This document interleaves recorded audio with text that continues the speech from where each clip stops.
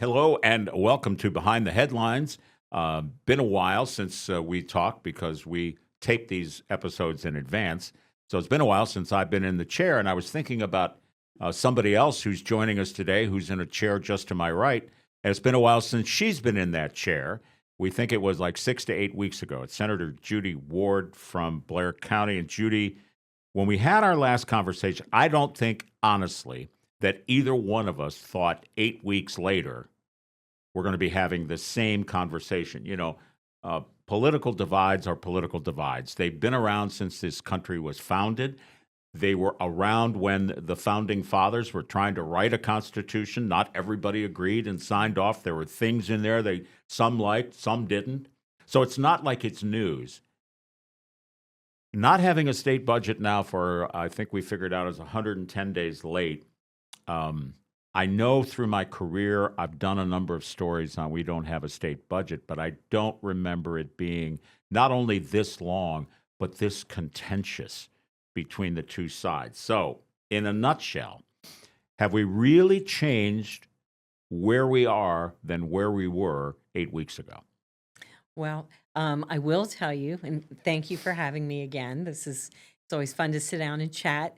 I will tell you, my first year in the Pennsylvania House back in 2014, Governor Wolf came on, and we had a budget impasse until February of the following year. I do remember that. I was going to talk about that. Yeah, and that was way beyond the norm.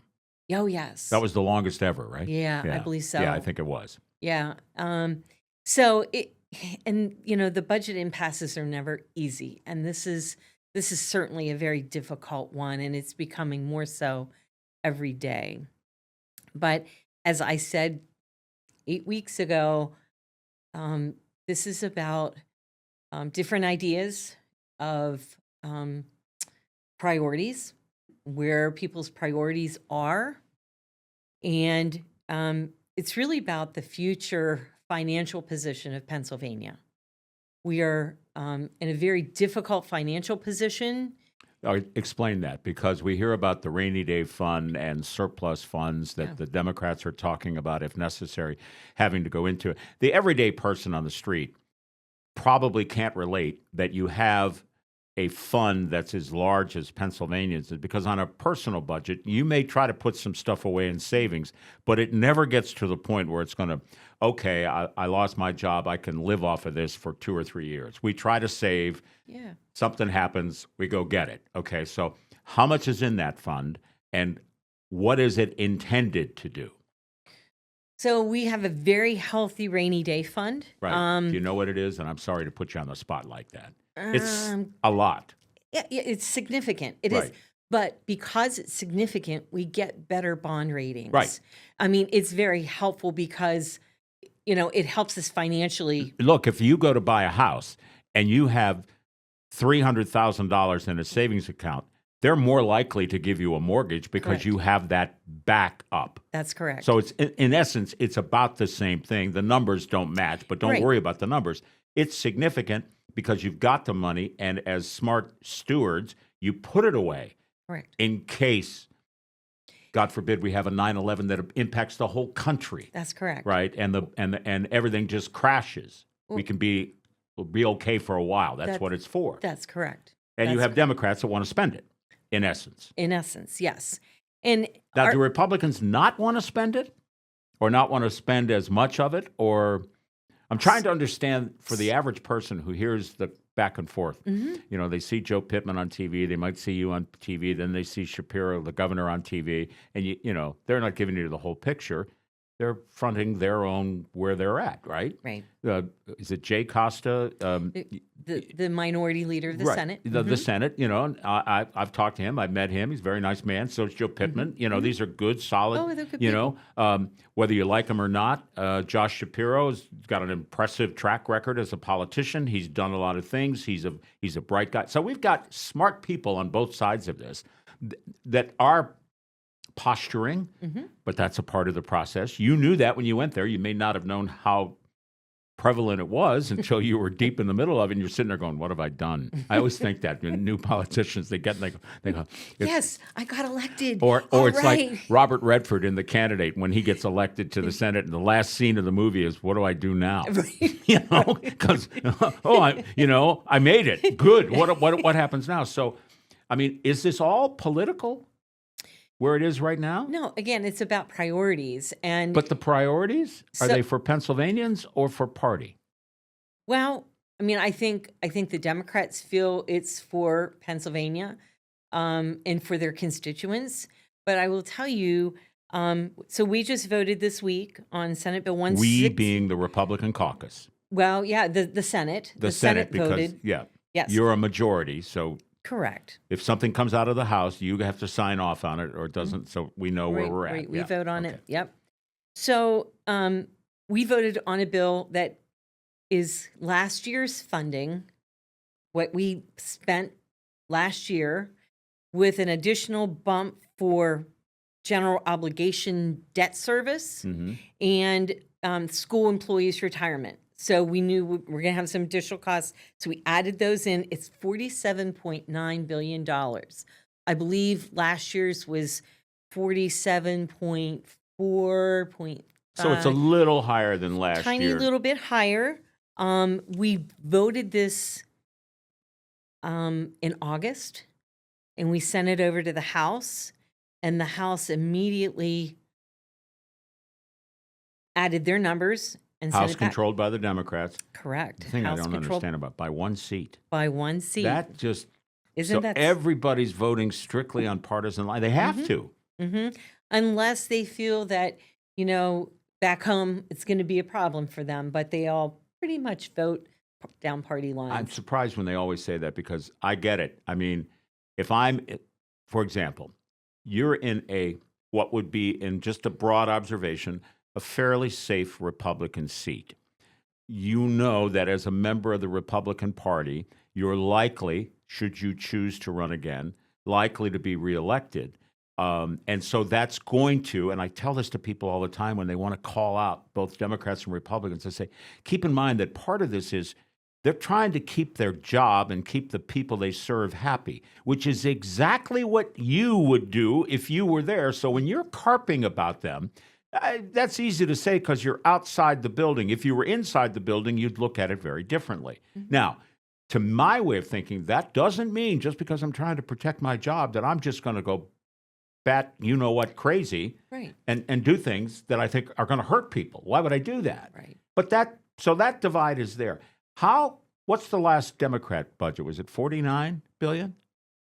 Oh no, The proposal, or was it no, over it's 50? like 52. Okay, so we're So, $5 billion. Take that back. I think maybe it came over 51 Right. something now. So we're about $4 billion apart. Mhm. Do you think if the Democrats came down, if you guys tried to find of that $4 billion, let's say I'll give $1 million, you give $1 million, would that be a deal, or would it? Are we going to stick to these numbers regardless? No, I mean, I think that's where negotiation comes in. Is there actual, physical, tangible, respectful negotiations going on? Yes, although I think there's long periods of time where not long periods, but like there'll be a couple weeks, no negotiation, and then one or the other parties go back to each other. But you have to remember it's Republican Senate, Democrat House, Democrat governor. So do I think we may, I mean, we talked about this before. If we do nothing and we flat fund our budget, we have a $3 billion hole to fill. So to spend more than that seems very irresponsible. And once I explain this to constituents, because we've got a lot of calls, people are kind of hot under the collar and angry, and I understand and appreciate that. But if we don't fix this problem now, moving forward, we will deplete not only our rainy day fund, but any surpluses that we have. And we're being told within 2 years, we will have a tax increase to the tune of $2,000 per household in the Commonwealth. And when you say you're being told, that's an outside. I know how it works in the federal government. How does it work in state Yeah, government? I mean, we do have the independent fiscal office, Right. and That's what I so mean. with That's where this is coming from. yeah, so with them and our appropriations team, that's what we're being told. So it's so you know, I think we're just trying to be fair to our taxpayers, meet all of our obligations. And even in the budget we voted on just this week, we included a 5% year-over-year reduction in appropriations to the Senate and the House. So we cut our own budgets because we're trying to right-size things. So we're cutting our own budgets, which I think is really significant because people feel like we're the only ones sharing the pain, but we're the only ones feeling the pain. So, I think that was a very responsible thing to do. The Senate voted on that this week. The House was not in this week. Next week, we're both in. So hopefully, we'll have some movement when everybody gets back together again next week. I can't predict. I never thought I'd be sitting here, it's late October, and but I think when I explain it to constituents, they understand and they thank me. Thank you for holding the line, because they realize, I mean, your own budgets, you can't spend like this, and there's needs and there's wants. I think there's a lot of wants.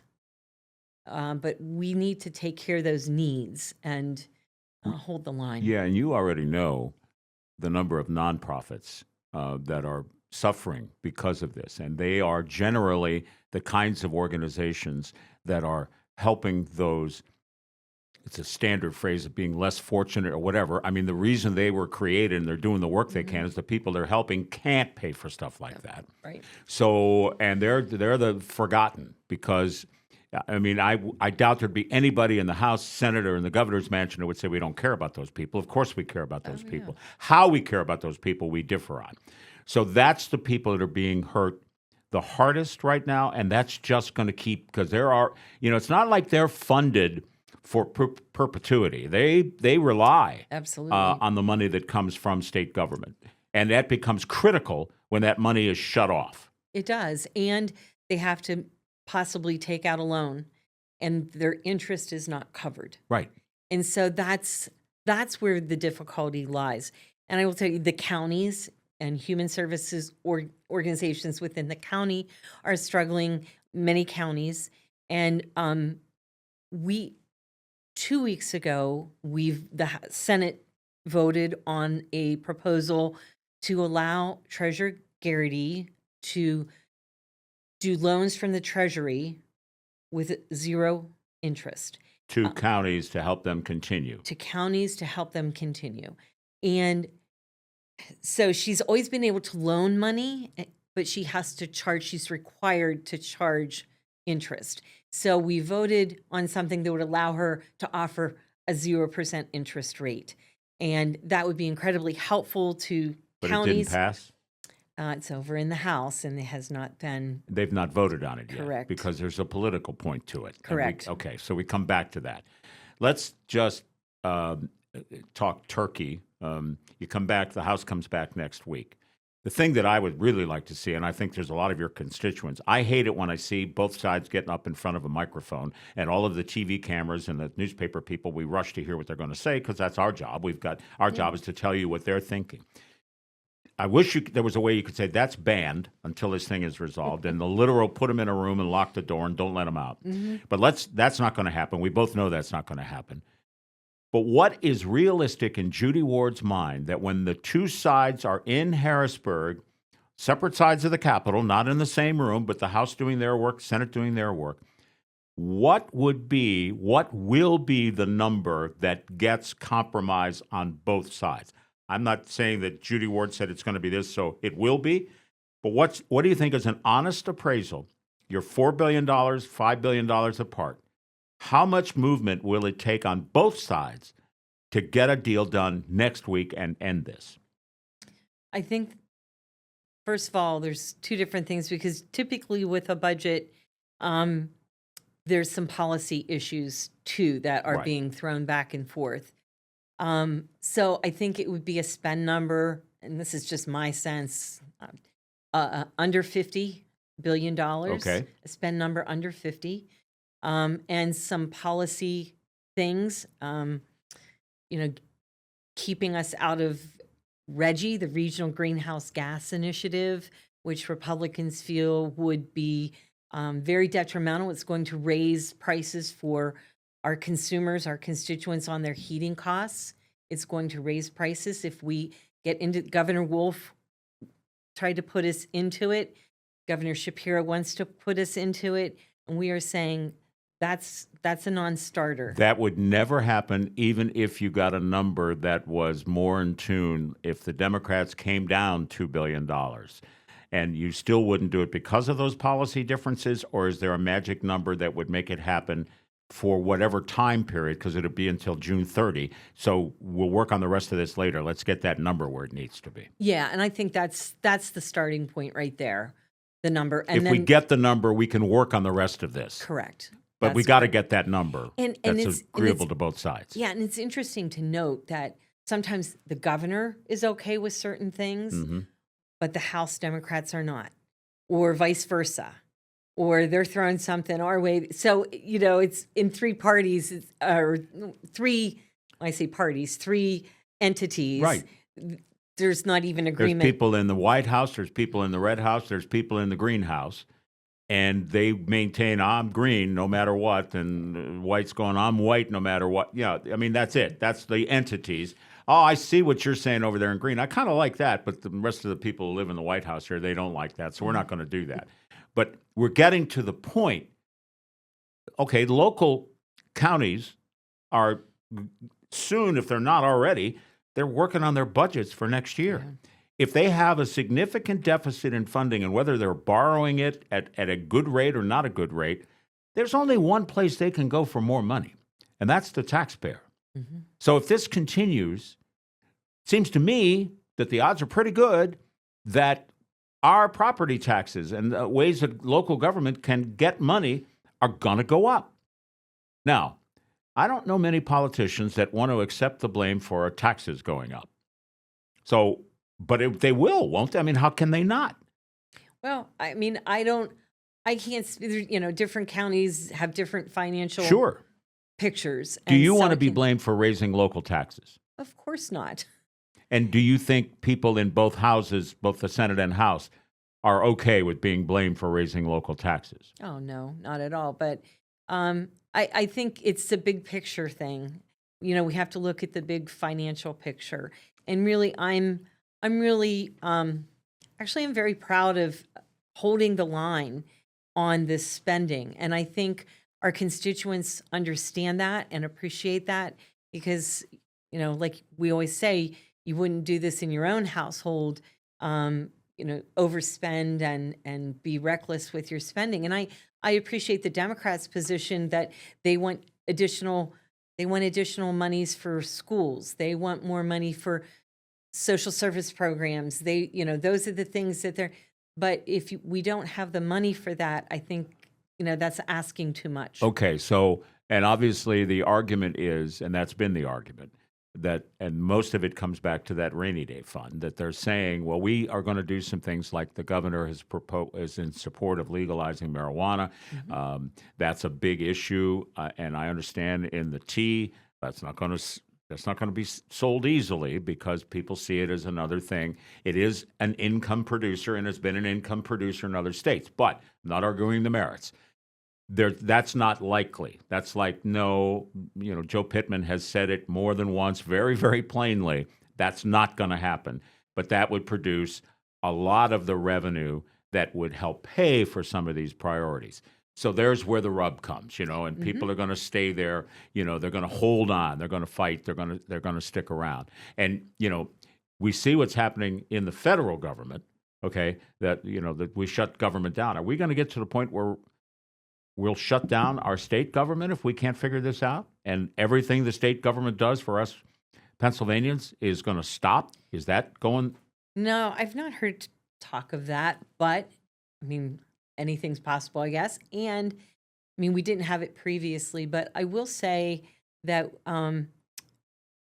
we continue to pay for those things. And what I would like to see is that if we could continue on last year's budget, so continue to keep the money flowing at last year's levels and kind of work from there.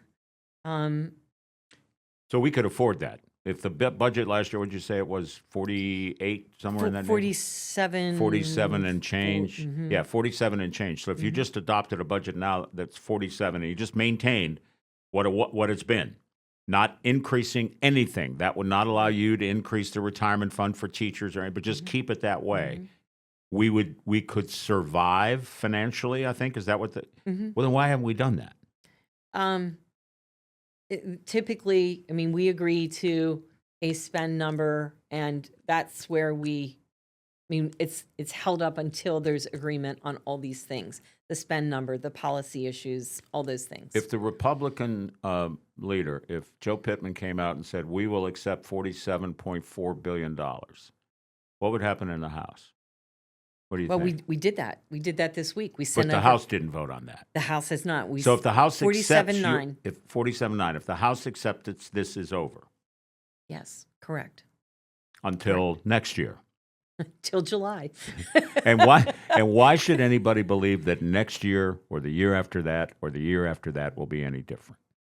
I think if we can, and I think a lot of it is the same. I mean, our budgets have not been on time for many years. They've not been on time, which nobody's proud of. But I think it speaks to, again, priorities. And I would think that next year might be a little different because it is a gubernatorial race. It is election year for House and Senate. So maybe that will get it done a little quicker. Well, you don't want people are not going to want to run for office if there's no budget and it's over a year late. That's an obvious fact. That's not Yes. good for anybody. No, it's not good for anybody. So they come back Monday of next week? Yes. All right. Mm-hmm. So by Thursday of next week, 7 days from today, Judy Ward says we will or we won't have a budget. Ooh, I can't predict because there's too many unknowns. I would hope we're getting a little bit closer, but it's. I'm just, I think everybody's kind of at their wits' ends, and including members and in our leadership. Leadership. I mean, it's headbanging. You go, you negotiate, you work on this. What, if it's not Reggie, is it school choice? Is it this? Is it that? What is it? And so trying to find that sweet spot is not easy. And believe me, a lot of times our leadership kind of looks like it's not easy. It's a great, but we've got to be the adults in the room and stop the spending. We just do. Let me ask you what I think your constituents have probably asked you. Are you still being paid? Yes, we are. Our staff is being paid. Do you think that, and you've heard it, but why are you guys being paid and all these nonprofits aren't getting the money they need? Yeah. I'm not talking about the merits of it, but is that something that people, I mean, what do you say when a constituent says that to you? Well, Because I'm sure they have. Yeah, they do.